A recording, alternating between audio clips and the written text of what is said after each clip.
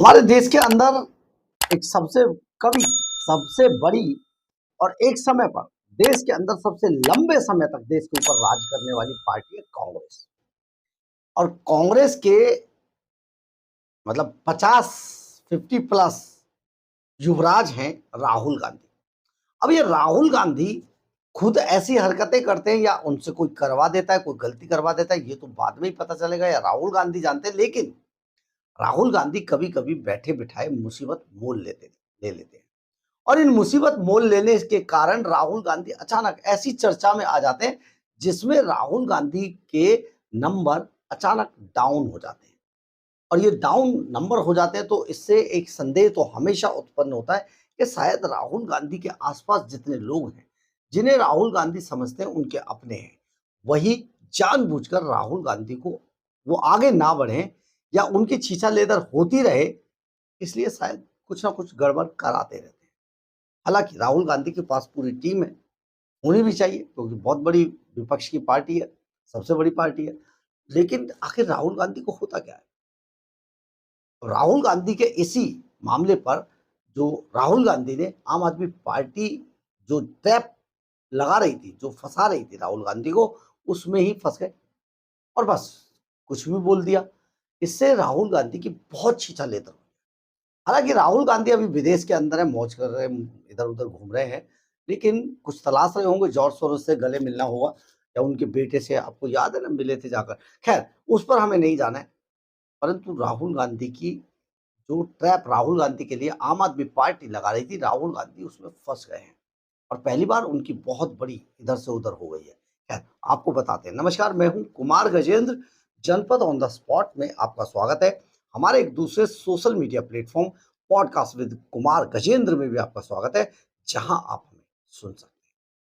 देखिए, राहुल गांधी ने एक ऐसे ट्वीट को रीट्वीट कर दिया है, जो आम आदमी पार्टी के द्वारा किया गया था। आम आदमी पार्टी के एक बड़े नेता के द्वारा किया गया था और उसको राहुल गांधी ने रीट्वीट कर दिया। अब बस यहीं पर राहुल गांधी फँस गए क्योंकि ये आम आदमी पार्टी का जो सबसे बड़ा जो उनका आधार है, वो है झूठ। और ऐसा झूठ जिसे बार-बार बोला जाए, हर बार बोला जाए और बड़े कॉन्फिडेंस से बोला जाए। बस इसी में राहुल गांधी अटक गए। दरअसल हुआ क्या, 8 जुलाई को राहुल गांधी ने एक ट्वीट कर दिया और ये ट्वीट जो है एक बड़े हिंदी अखबार ने जो आम आदमी पार्टी के एक छात्र नेता के द्वारा ये ट्वीट किया गया था। इसी ट्वीट को एक बड़े हिंदी अखबार ने इसको जमकर छाप दिया। बस छापने के बाद जैसे ही ये ट्वीट छापा गया, राहुल गांधी ने इसे रीट्वीट कर दिया बिना किसी जाँच-पड़ताल के। अब ये देश में राजनीतिक गलियारों में बड़ा चर्चा का विषय बना हुआ है। हम आपको इसको बहुत आसान शब्दों में बताते हैं। दरअसल है क्या कि यूजी और नेट को लेके आम आदमी पार्टी का एक रोहतक से एक छात्र नेता हैं, जिनका नाम है दीपक धनखड़। अब दीपक धनखड़ ने अचानक 29 और 28 और 29 जून की जो रात थी, वहाँ उसमें जो नीट और यूजीसी और नेट के जो परीक्षार्थी थे, उनके पेपर लीक होने की बात कही। पेपर लीक हो गया है जी, ये तो पहले से ही हो रखा था और उसने पूरी की पूरी स्टोरी कह दी कि देखिए, उसने आरोप लगाया कि 28 और 29 जून की रात परीक्षार्थियों को पढ़ाए गए कुछ विषयों के प्रश्न वास्तविक परीक्षा से 100% मैच हुए। मतलब जो परीक्षा थी उससे मैच हुए हैं। अब ये जो जब ये पूरा मामला उन्होंने लिखा, तो इसी छात्र नेता के दीपक धनखड़ को कोट करते हुए एक बड़े हिंदी अखबार ने इस पूरी खबर को छाप दिया। खबर छापने के बाद राहुल गांधी ने इसको रीट्वीट कर दिया बिना किसी जाँच-पड़ताल के। राहुल गांधी ने जब इसको रीट्वीट किया तो इस पर बवाल मच गया, इस पर जाँच हुई, तो उसमें पाया गया कि भई ऐसा कोई ठोस सबूत तो थे नहीं किसी के पास। क्या बोला, क्या नहीं बोला, आम आदमी पार्टी का कोई छात्र नेता जिसके बारे में कहा जाता है कि ये उनकी जो युवा जो विंग है उसका ये नेता है और इसको कहते हैं कि छात्र युवा संघर्ष समिति।